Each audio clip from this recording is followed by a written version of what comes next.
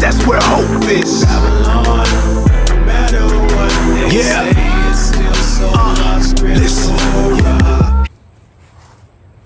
Alright, so in this video, I want to talk about why our thelanguage is important on how we discuss certain things, because there's baggage in words. And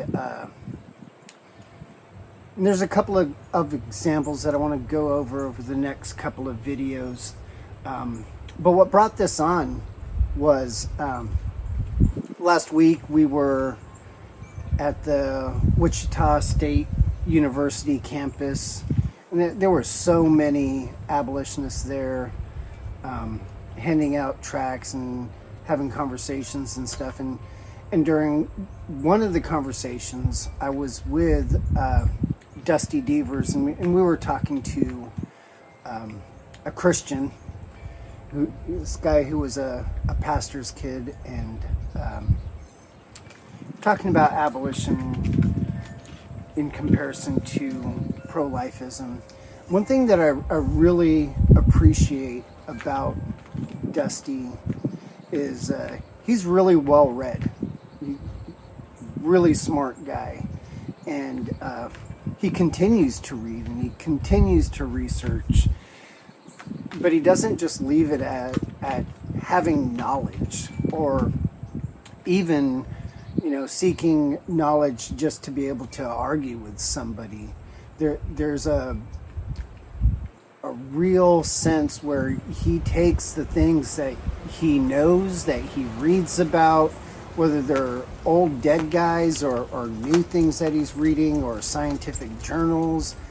He takes those things and he applies it to like all aspects of his life, and you can see, well, I've seen over the past couple of years this happen a couple of times where he's come to an understanding of something and a consistent view of something, and then begins to see how that applies not just to the topic at hand, but pretty much to all aspects of his life.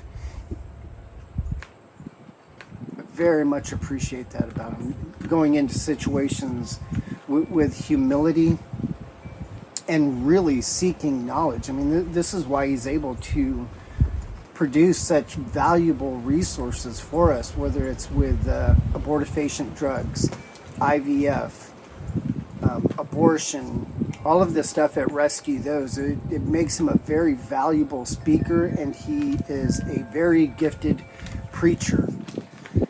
But not just, like I was saying, not just because of the words that he imbibes and that he learns in all of the research, but that he really takes it and applies it to life. And I really hope that we're all learning to do that better. I know I need to do a better job at really applying a lot of these things to all aspects of my life. So anyways, I was with Dusty, and we're talking to this guy, and one of the things that was brought up was criminalization, because we're talking about equal justice. And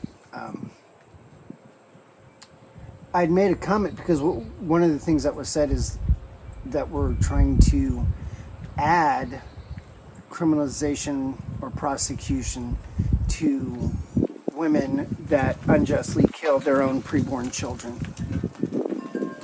And the comment that I've made, which I think is really important, and I'll explain why here shortly, is that we're not adding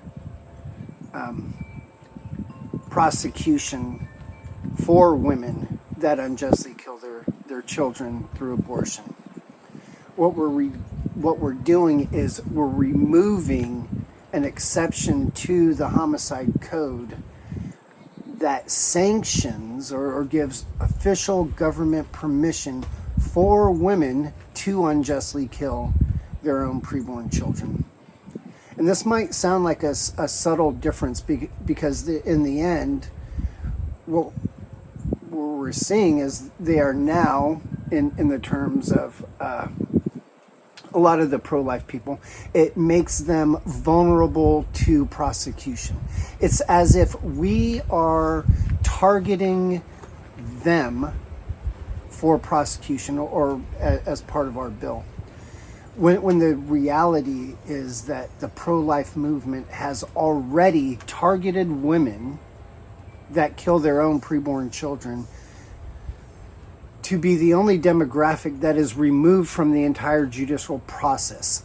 So what we are doing is not adding women to prosecution. What we're doing is removing the exception for them to be prosecuted. Because what we are saying is that the homicide codes ought to apply to all forms of criminal homicide, including abortion, and that they should apply equally to all principal actors, co-conspirators, and accomplices. That each individual case of criminal homicide ought to be adjudicated on the merits and evidence of that individual case. We are removing what the pro-life movement has already done. So it is not us that is targeting women. We are not adding a class of people to prosecution. It's not an addition we are making to the law. It's a subtraction. We are removing, like in the case of Texas, we are removing the exceptions in 19.6 of the homicide code. We're removing the exceptions for the doctor. We're removing the exceptions for the mother. We're removing the exceptions for doctors doing assisted reproduction. We're removing exceptions for pharmacologists that are dispensing drugs. We're removing exceptions that give government sanction to do this action. And I think it's important for us to see it that way, because it really tears down a lot of the straw men that come against us, as if we hate women, we're just trying to execute women, that we're targeting women, when that's the furthest thing from the truth. So, and as Dusty and I talked about that for a while, you can see it starting to click.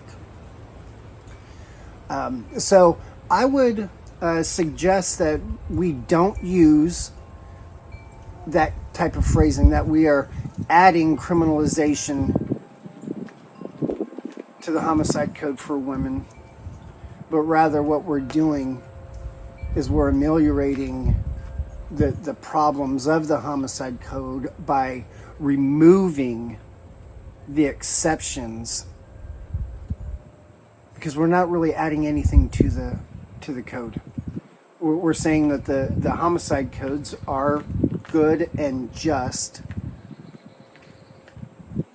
but that they need to apply to all people. That they should provide justice for all victims of homicide. So I hope this has been helpful. And like I said, over the next couple of videos, I'm going to do a bunch of short